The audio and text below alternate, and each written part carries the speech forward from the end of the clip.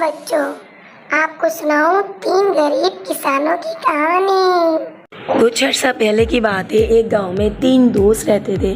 وہ کھیتی باڑی کرتے تھے۔ وہ صبح صبح روزانہ اپنے گھر سے نکل جاتے یہ سوچ کر کہ آنے والا ہر دن ہماری محنت کو رنگ لے کر آئے گا۔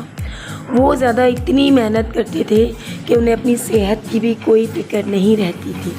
وہ دن بھر لکڑیاں کاٹتے اور انہیں لاد کر ایک بہت ہی بڑے ٹرک پر منعقد کرتے تھے۔